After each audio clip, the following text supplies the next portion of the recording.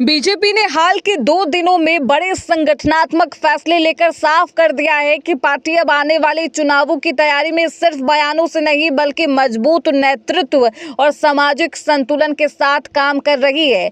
एक तरफ नितिन नबीन को पार्टी का कार्यकारी राष्ट्रीय अध्यक्ष बनाया गया है, दूसरी तरफ है यूपी में पंकज चौधरी जिन्हें प्रदेश अध्यक्ष की जिम्मेदारी सौंपी गई। ये दोनों नाम सिर्फ पदों के लिए नहीं चुने गए बल्कि इनके पीछे बीजेपी की पूरी राजनीतिक सोच है और भविष्य की रणनीति छिपी है। सबसे पहले बात नितिन नबीन की करते हैं। इनका फैक्टर किस तरीके से भारतीय जनता पार्टी के लिए फायदेमंद रहेगा उसे समझते हैं। नितिन नबीन उन नेताओं में गिने जाते हैं जिन्होंने राजनीति की शुरुआत नीचे से की। उन्होंने एबीवीपी से अपना सियासी सफर शुरू किया और धीरे धीरे बीजेपी के संगठन में आगे बढ़ते रहे। युवा मोर्चा में राष्ट्रीय मंत्री रहे, बिहार युवा मोर्चा के अध्यक्ष बने, फिर पार्टी ने उन्हें छत्तीसगढ़ की जिम्मेदारी सौंपी। छत्तीसगढ़ में बूथ लेवल मैनेजमेंट, संगठन विस्तार, चुनावी तालमेल में उनकी भूमिका का बेहद सफल माना गया। इसी प्रदर्शन के बाद बीजेपी नेतृत्व को यह भरोसा हुआ कि नितिन नबीन सिर्फ बिहार के नेता नहीं है बल्कि राष्ट्रीय स्तर पर संगठन उन्हें और भी भुनाना चाहती है और महज 45 साल की उम्र में उन्हें कार्यकारी राष्ट्रीय अध्यक्ष जैसा बड़ा पद दे दिया गया।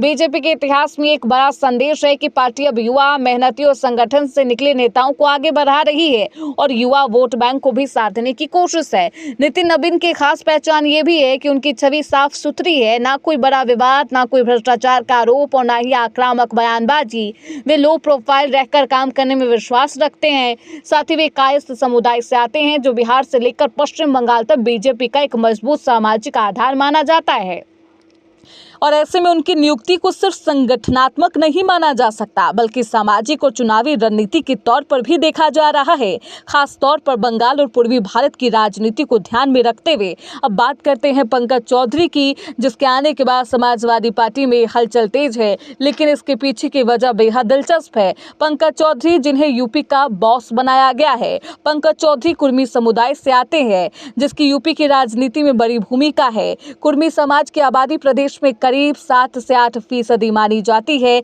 लगभग 48 से 50 विधानसभा सीटों पर ये वर्ग निर्णायक स्थिति में रहता है। ऐसे समय में जब बीजेपी की नजर 27 के विधानसभा चुनाव पर है, पंकज चौधरी को प्रदेश अध्यक्ष बनाना एक साफ रणनीतिक कदम है। पंकज चौधरी का राजनीतिक सफर भी संघर्ष और जमीन से जुड़े नेतृत्व में मिसाल के तौर पर देखा जा सकता है। उन्होंने नगर निगम से राजनीति की शुरुआत की, पार्षद बने, उप महापौर बने, महाराजगंज लोकसभा सीट से 7 बार के सांसद रहे। फिलहाल वे केंद्र सरकार में वित्त राज्य मंत्री है। व्यापारी पृष्ठभूमि से आने के कारण उनकी पकड़ समाज के कल्याण और अलग अलग वर्गों में बेहद अहम मानी जाती है। बीजेपी उन्हें अनुशासित, संतुलित और संगठन के प्रति निष्ठावान नेता के रूप में देखती है।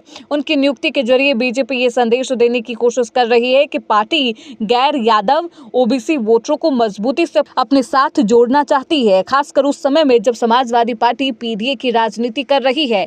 नितिन नबीन और पंकज चौधरी दोनों की नियुक्ति मिलाकर बीजेपी की बड़ी तस्वीर भी अब साफ तौर पर नजर आने लगी है। पार्टी अब ऐसे नेताओं को आगे ला रही है जिनके पास संगठन का अनुभव भी हो, सरकार चलाने की समझ और समाज के अलग अलग वर्गों से जुड़ने की क्षमता।